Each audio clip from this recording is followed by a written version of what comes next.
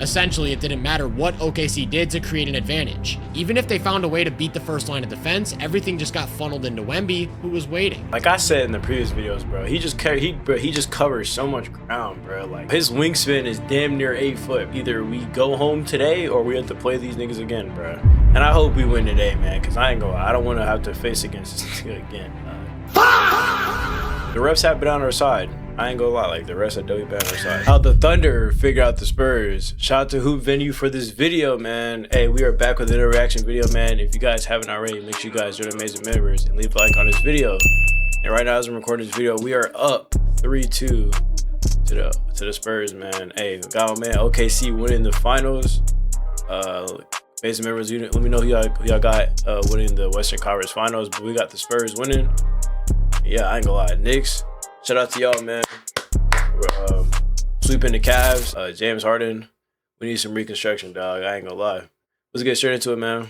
After their worst offensive showing of the entire season in Game 4, the Thunder bounced back in Game 5 to take control of the Western Conference Finals. Once again, it came down to adjustments. They found the weak points in San Antonio's strategy, attacked them relentlessly, and flipped the series back in their favor. So what changed, and why did it work? In today's video, brought to you by Prize Picks, we're going to start his drive and everything. But first, we have to understand what worked for the Spurs in Game 4. Their big adjustment was that they stopped putting 2 on the ball. Instead of loading up early against Shea, they'd let him start his drive, then have the closest help defender stunt at the ball before recovering to the three-point line. The goal was to not let Shea operate in space, clog his lanes as much as possible, but without funneling the ball to an open man. And it worked extremely well. They took all of OKC's role players out of the... I'm not gonna lie, Shea's been shooting terrible this series. I ain't gonna lie. But I ain't gonna lie, it's like, this how I see it, because I've watched some of the games. Like, I watched bits and pieces. I didn't sit there and watch the full game. You know what I'm saying? Niggas got work and other things going on.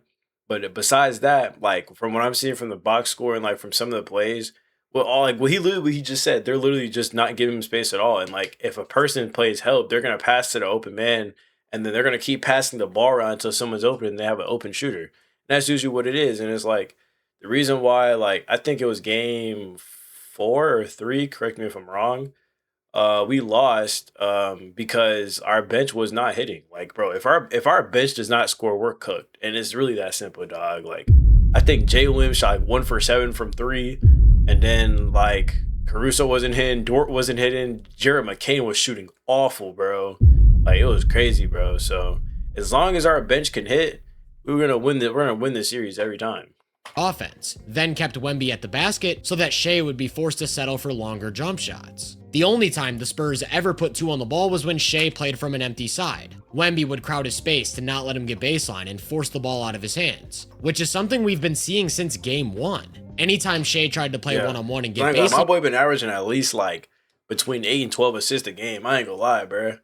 Wemby was there to turn him away and make him get rid of the ball. Then everybody else rotated one pass up to protect the three-point line and not let them get an open jumper. For most of the series, OKC went away from these setups, but because that was now the only way for them to force 2 on the ball, it became the go-to option in Game 5. Shea started most possessions by looking to get as close to the baseline as possible. Then as soon as Wemby commits, he's getting off the ball to get the Spurs into rotation. The ball moves faster than the defense, and Wallace ends up with a great look from the corner. They wanted to pull Wemby up into action instead of letting him roam behind the play. In Game 4, they did that by emptying both wings and setting up middle pick and roll, to which Wemby played the ball in a high drop, sliding his feet and showing his length to keep Shea away from the basket. With a middle pick and roll, the offense is always directly in front of the defense, meaning for a guy like Wemby, he's able to play the ball and take away Shea's space, while also staying in front of Isaiah Hartenstein on a roll. In Game 5, they wanted to isolate Wemby. That meant emptying a side of the court for Shea to come off a screen and attack baseline. Now he's got a world of room to work with, as he creates an angle, stops on a dime, and pulls up for a jumper while making Victor touch his toes. Here's another example from the third. He starts off the ball and moves into a handoff so that he can turn the corner with speed. There's too much space for Wemby to protect the paint while also smothering Shea in the mid-range. Not to mention all of the space that gets cleared on the perimeter, which they took advantage of with their movement. As soon as Shea drives baseline, McCain follows the ball to make himself a target.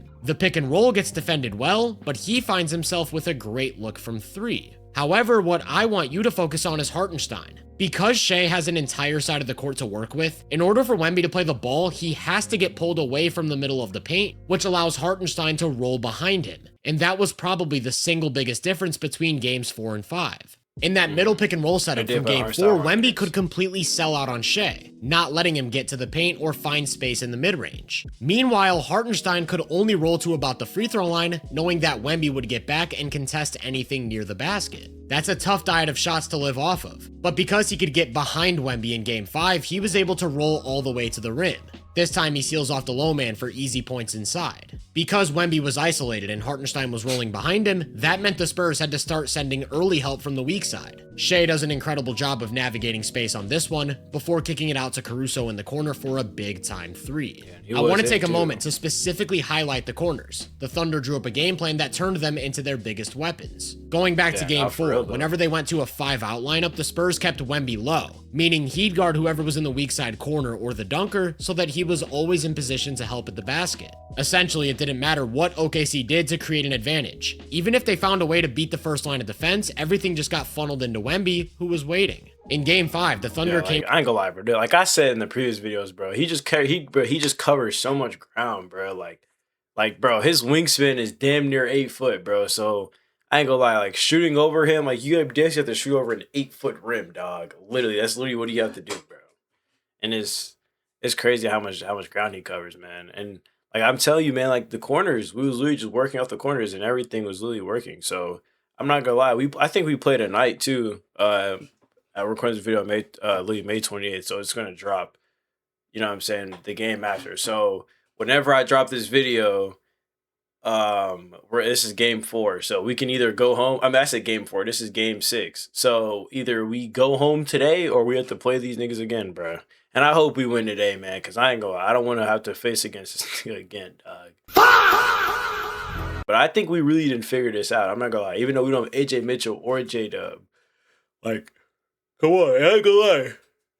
The refs have been on our side. I ain't gonna lie, like the refs have definitely been on our side. So with a few counters. One was putting nobody in the weak side corner. The lowest guy here is Chet Holmgren in the slot. It's a lot harder to rotate from the wing to the rim, so Wemby's late getting to a drive. Here's another example. In transition, Wemby gets mashed up against Chet. They immediately set up an empty side pick and roll. Because Shea is up top, they know Castle isn't going to help at the nail, giving Caruso easy access to the paint. Now Wemby's isolated as Chet rolls behind him, and it doesn't look pretty, but they get points at the rim. When I say they turn to the corners into a weapon though, I'm talking about getting Wemby there and putting him into impossible positions, where he has to defend both the paint and the three-point line at the same time, which was the result of one big adjustment. Remember, when the Thunder go 5 out, Wemby's gonna stay low, guarding the weak side corner. They used player movement to get him on the strong side. This time Caruso cuts along the baseline to pull Wemby to the opposite corner, then they reset the offense, with Chet going one-on-one against Harper. Wemby wants to help in the paint, but Caruso's one pass away. That's an easy read and another great look from 3.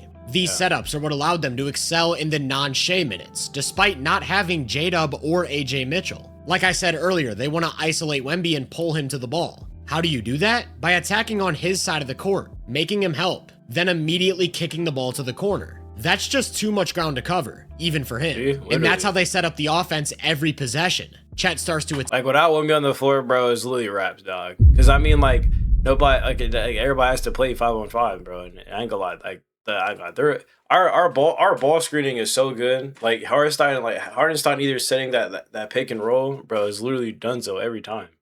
Because he's such a big force.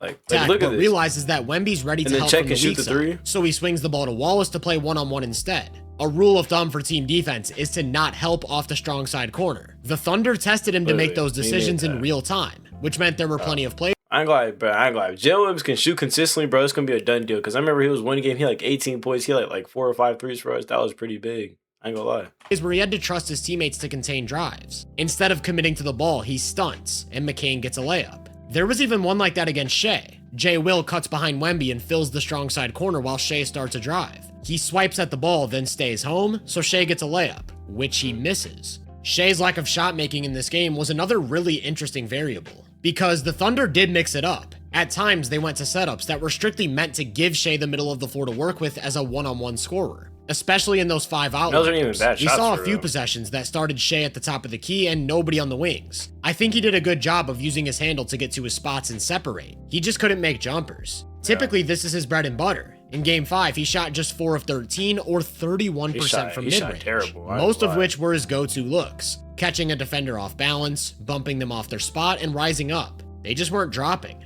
I actually think that's a great sign for the Thunder. The Spurs can't take away these looks without putting 2 on the ball. If he's so hitting, imagine what OKC... Because if Shea is hitting it, it's done so. I ain't gonna lie, bro. Because all these are not even bad looks, bro, in my opinion. I think these are all good looks. Like, they're not bad at all.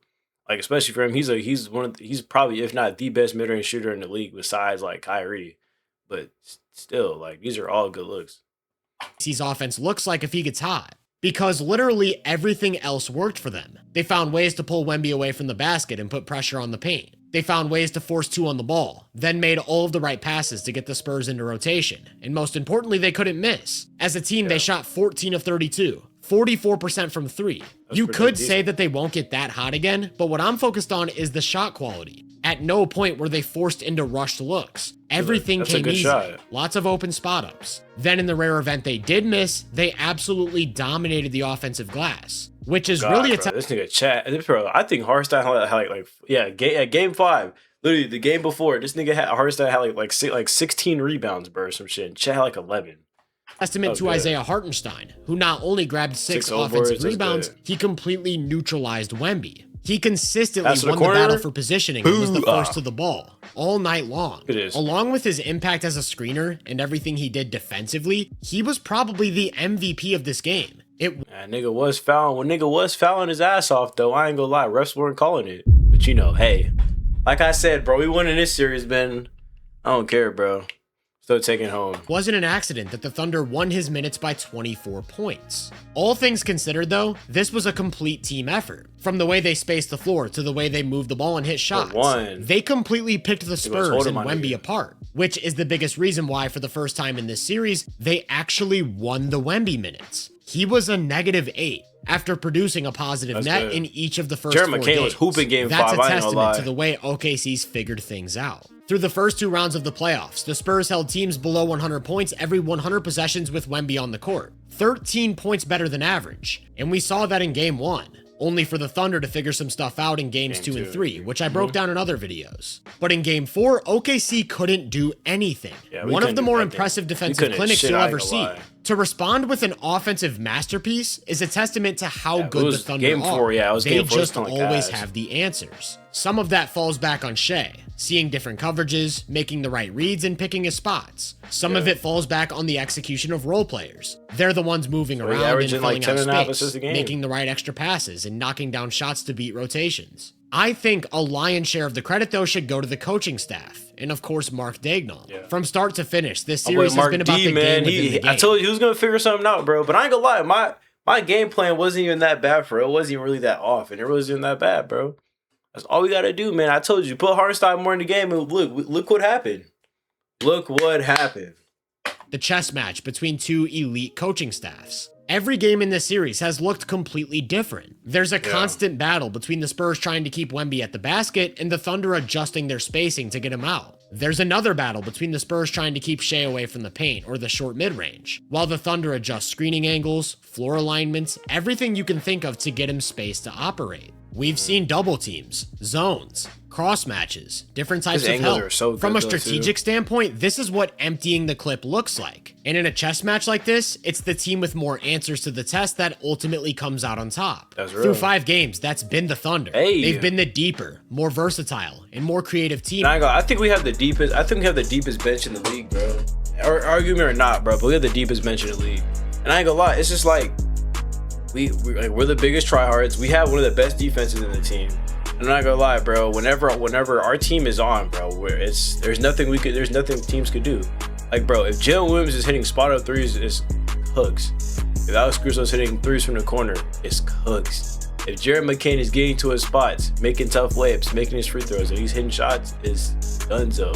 Like, it's literally like there's no other team that's better than us. I'm not gonna lie. The Knicks, if we're going to the finals, we're beating the Knicks in like either 5 or 6 games. They may get 1 game because Jalen Brunson is nice as hell. I ain't gonna lie. He's probably, if not the best the best player in the playoffs right now, bro. Besides Shea, my boy Jalen Brunson hooping. Shout out to him. I ain't gonna lie. I can't even take anything from him, bro. He's been hooping. Anyway, man, that's the end of this video. Shout out to Hoop Video for this video. Mason members, what y'all think in the comments about who's gonna win the Western Conference Finals or who's gonna win the finals. Who y'all got? But I got OKC winning this, man. There's no way that the Spurs are gonna win again, bro. De'Aaron Fox is playing terrible. Stephon Castle, we can pray on his jump shot, like I said. Okay, like I said, we can pray on his jump shot. And I ain't gonna lie, he's still a good player. Don't get me wrong, but we can still pray on his jump shot. Dylan Harper has not been the same. Okay, he's containable. Okay, the only person we're gonna have to really worry about is Wemby. I ain't gonna lie, he's low key containable too, bro. Like, I ain't gonna lie. As long as the refs on our side and we hitting shots, we good. We good. So let's take it home today, baby. You know what I'm saying? I hope we did, but we'll see, man. Mazin members, let me go to Mazin members, let me know what videos to react to next. Should I go back to like the old reaction videos to where I was reacting to stuff, or should I keep doing the basketball reactions? What 2K videos I should make, or y'all want to see some IRL stuff? Let me know. I'll see you guys in the next video. Thank you all for all the support. MarMazin out.